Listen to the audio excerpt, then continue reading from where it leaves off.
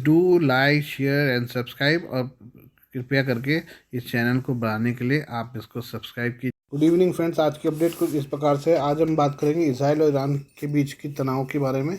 Israel और Iran के बीच तनाव अब एक खतरनाक मोड़ पर पहुंच गया है, जिससे मध्य पूर्व में एक नई जंग के मुहाने पर खड़ा है।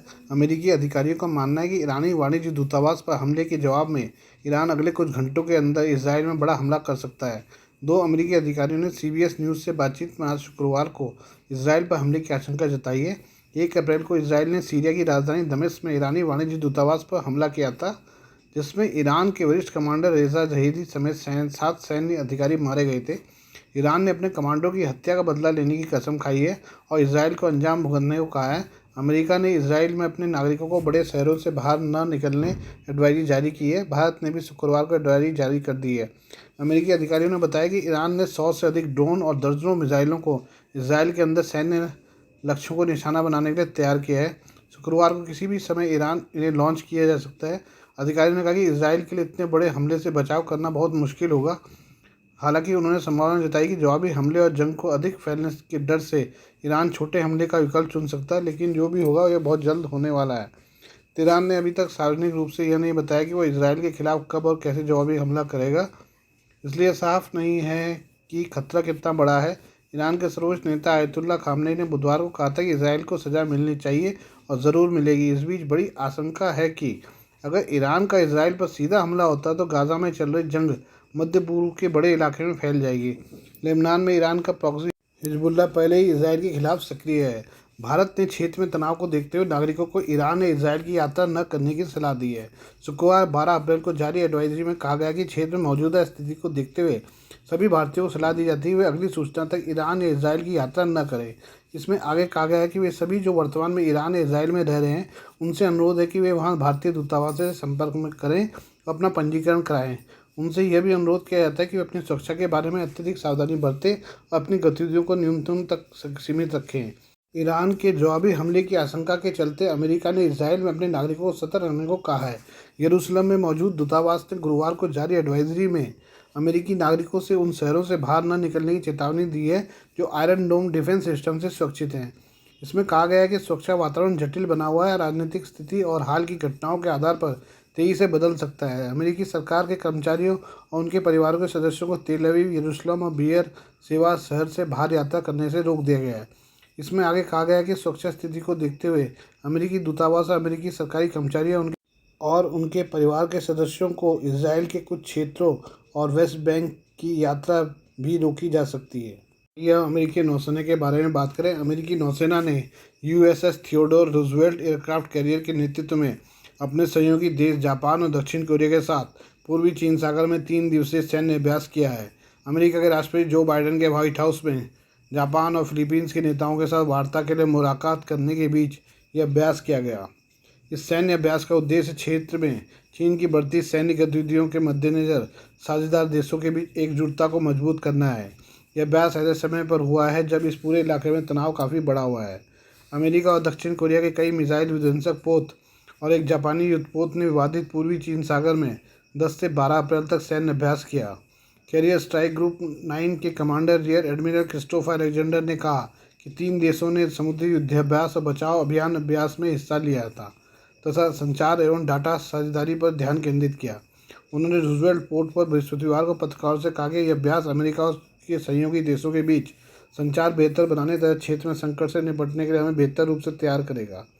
FA-18E सुपर हॉर्नेट लड़ाकू विमानों ने पोत से उड़ान भरी।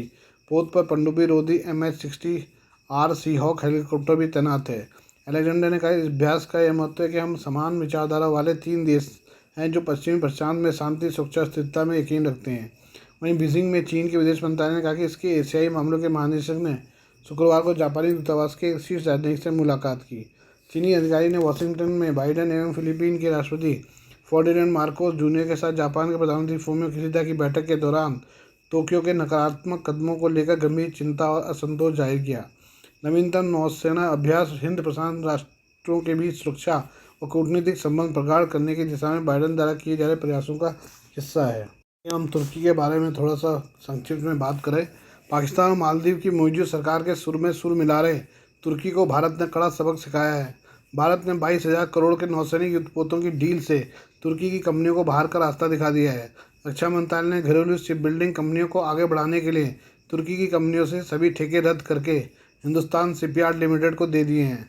इस डील के तहत 5 फ्लीट सपोर्ट शिप बनाए जाना है। बुधवार को विशाखापत्तनम में पहले शिप की स्टील कटिंग सेरेमनी भी संपन्न हो गई है। भारत ने कदम ऐसे समय पर उठाया जब हाल के दिनों तुर्की ने भारत के खिलाफ कई विरोधी कदम उठाए हैं। अब तक पाकिस्तान को ड्रोन और मिसाइलें देने वाला तुर्की ने अब मालदीव को भी TB2 किलर ड्रोन दिया है, जहां की मौजूद सरकार इन दिनों भारत के खिलाफ जहर उगल रही है। इससे पहले तुर्की के राष्ट्रपति रेसेप तैयब एर्दोगन ने कश्मीर मामले को कई बार संयुक्त राष्ट्र के मंच पर उठाया है। यही नहीं, पाकिस्तान के इशारे पर अक्सर तुर्की भारत के खिलाफ बयान देते रहता है। 5 सपोर्ट शिप बनाने का यह ठेका हिंदुस्तान शिपयार्ड को अगस्त 2023 में दिया गया था। इसकी डिलीवरी भारतीय नौसेना को साल 2027 से शुरू हो जाएगी। इन युद्धपोतों के शामिल होने से भारतीय नौसेना की ब्लू वाटर नेवी बनने की क्षमता में बढ़ोतरी होगी। इन विशाल जहाज़ों की विस्थापना क्षमता 40,000 टन होगी। ये जहाज़ नौसेना को ईंधन, पानी, गोला बारूद आदि मुहैया करा सकेंगे, जिससे भारतीय नौसेना के युद्धपोत लंबे समय तक समुद्र में दुश्मन को चुनौती दे सकेंगे और उन्हें बार बार हार्बर पर नहीं जाना होगा।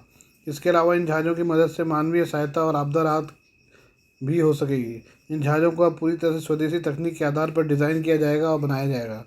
इससे पहले तुर्की की कंपनियों की मदद से इन जहाज़ों को डिज़ाइन और बनाया जाना था, लेकिन भारत ने विदेशी कंपनियों से किनारा कर लिया है। भारतीय कंपनी को यह प्रोजेक्ट दिए जाने से हज़ारों की तादाद में भारतीयों को रोजगार भी मिलेगा। तुर्की का अनादोलू शिपयार्ड पहले भारतीय प्रोजेक्ट के लिए डिज़ाइन बनाने वाला था। तुर्की और भारत में कश्मीर को लेकर भू राजनीतिक विवाद के कारण इस प्रोजेक्ट में काफ़ी देरी हुई। तुर्की लगातार पाकिस्तान की नौसेना को घातक हथियार और युद्धपोत की सप्लाई कर रहा है। ऐसे में भारत का किनारा करना तुर्की की कंगाल सरकार के लिए बड़ा झटका माना जा रहा है। आइए अब हम बात करते हैं एलन मस्क की। दुनिया की फैक्ट्री कहे जाने वाला चीन अब विश्व भर में दादागिरी दिखाने लगा है। यही नहीं, चीन जापान, ताइवान और फिलीपींस को लेकर अमेरिका तक को आंखें दिखाने लगा है। पूर्वी चीन सागर से लेकर दक्षिण चीन सागर तक में चीनी युद्धपोत लगातार आक्रामक लाइव फायर ड्रिल करके अपने पड़ोसियों को डरा रहे हैं। चीन की इन हरकतों को करारा जवाब देने के लिए दुनिया भारत की ओर देख रही है। ताइवान की चिप और आईफोन बनाने वाली कंपनियों के भारत आने के बाद अब अमेरिकी अरबपति एलन मस्क भी भारत की ओर रुख कर रहे हैं। एलन मस्क ने ऐलान किया कि वो भारत आ रहे हैं और PM मोदी के साथ मुलाकात करेंगे। माना जा रहा है कि इस दौरान मस्क अपनी कार बनाने वाली कंपनी टेस्ला के अरबों डॉलर के निवेश का ऐलान कर सकते हैं। मस्क के भारत आने के ऐलान मात्र से चीन का सरकारी भोंपू ग्लोबल टाइम्स बौखला गया है और तंज कसा है। मस्क इससे पहले न्यूयॉर्क में PM मोदी से मुलाकात कर चुके हैं। इस दौरान मस्क ने कहा था कि मुझे पूरा भरोसा है कि टेस्ला भारत में आएगी, जितना जल्द संभव होगा। ऐसे सारे संकेत मिल रहे हैं कि मस्क भारत में अपने महत्वाकांक्षी प्रोजेक्ट की घोषणा कर सकते हैं, जिस पर वर्षों से काम चल रहा है। माना जा रहा है कि मस्क की electric car company Tesla Bharat में 2 से 3 अरब डॉलर के निवेश का ऐलान कर सकती है। मस्क भारत में फैक्ट्री बनाकर एंट्री लेवल की इलेक्ट्रिक कार को लॉन्च कर सकते हैं। इस कार की कीमत करीब 25 लाख रुपये है।